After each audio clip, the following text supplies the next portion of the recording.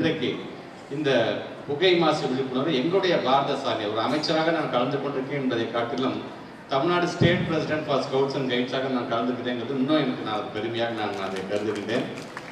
அது அந்த விதத்தில் தான், ஏன்னா இது சாதாரண பேரணி கிடையாது. இந்த விழிப்புணர்வு என்பது எவ்வளவு முக்கியம் என்பதை நம்முடைய டாக்டர் கலாநிதி வீராசாமி அவர்களுக்கு எடுத்து சொல்லியிருக்கிறார்கள்.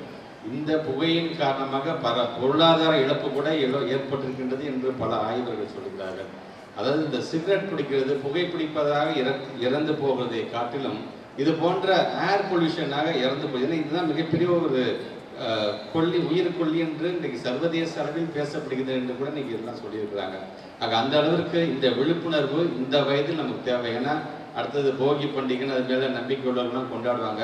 ஒரு காலத்தில் டயர்லாம் போட்டு எரிச்சாங்க, இன்னைக்கு அதெல்லாம் இல்லை. அதெல்லாம் ஓரளவுக்கு இன்னைக்கு நம்ம அதை கட்டுப்படுத்திருக்கோம் என்று சொல்லும் பொழுது, ஆக இதே வேகத்தில் தான் இன்றைக்கு நம்முடைய மாண்பு தமிழ்நாட்டுடைய முதலமைச்சர்களை பொறுத்த வரைக்கும் பசுமை பள்ளி, இன்றைக்கு நம்முடைய முத்தமிழர் கலைஞர்கள் பிறந்த அந்த திருவாரூர் மாவட்டத்தில் அங்கே இருக்கின்ற ஒரு பள்ளியில் பசுமை பள்ளி அப்படிங்கிற அளவுக்கு இன்றைக்கு நம்ம அங்கே வந்து புதிதாக ஒரு திட்டத்தை கடந்த ஆண்டு கொண்டு வந்தோம். இதை தமிழ்நாடு முழுவதும் நாங்கள் கொஞ்சம் கொஞ்சமாக அதை அடுத்தடுத்த ஃபேஸ் மேலே நாங்கள் அதை கொண்டு சென்று, மட்டுமல்லாமல் வனப்பரப்பை அதிகப்படுத்த வேண்டும் என்று தமிழ்நாடு முதலமைச்சர் சொல்லியிருக்கிறாங்க. அது இப்போ இருக்கிற பார்த்தீங்கன்னா 23.7% இருக்குன்னா அது 33% நம்ம கொண்டு செல்ல வேண்டும் என்று சொல்லும் பொழுது அதற்கு ஒரு மிகப்பெரிய ஒரு உறுதுணையாக இருக்க போது இது போன்ற ஒரு விழிப்புணர்வு பேரணி என்று சொல்லும்போது உள்ளபடியே எனக்கு அது பெருமையாக இருக்கின்றது. அதுவும் குறிப்பாக நம்முடைய சாரணியரை சார்ந்திருக்கின்ற மாணவர்களை நீங்கள் பயன்படுத்தியிருக்கிறீர்கள்.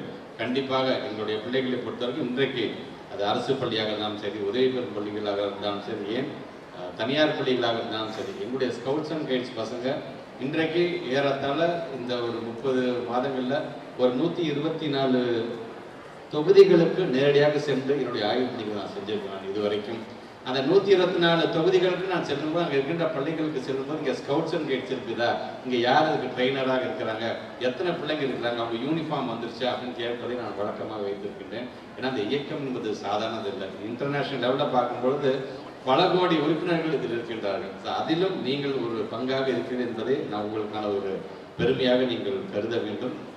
அது அந்த விதத்தில் ஒரு நல்ல ஒரு பேரணியை நீட் ஆஃப் த அவராக உள்ளபடியே இது தேவை. ஏன்னா யூரோப்பியன்ஸோடு நீங்கள் கம்பேர் பண்ணும்போது இந்தியர்களுடைய நுரையீரலுடைய அந்த வீக்னஸ் பார்த்தீங்கன்னா 30% நம்ம வந்து பலவீனப்பட்டு தான் இருக்கணும் என்கிற ஒரு ஆய்வே சொல்லுது. காரணம் இது போன்ற இந்த புகை தான். ஆக இது போன்ற புகை வராமல் எந்த விதமாக இருந்தாலும் சரி, இது போன்ற ஒரு ஏர் பொல்யூஷன் வராமல் இருப்பதற்கு எப்படிப்பட்ட அவேர்னஸை இந்த வயதிலிருந்து நாம் கொண்டு செல்ல வேண்டும்.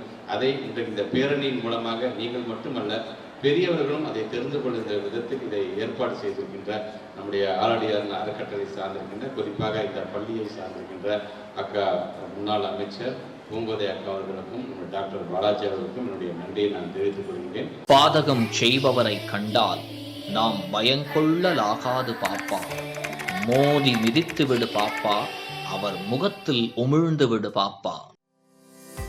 அண்மை செய்திகளை உடனுக்குடன் தெரிந்து கொள்ள இணைந்திருங்கள் இயம்நாடு தொலைக்காட்சியுடன்.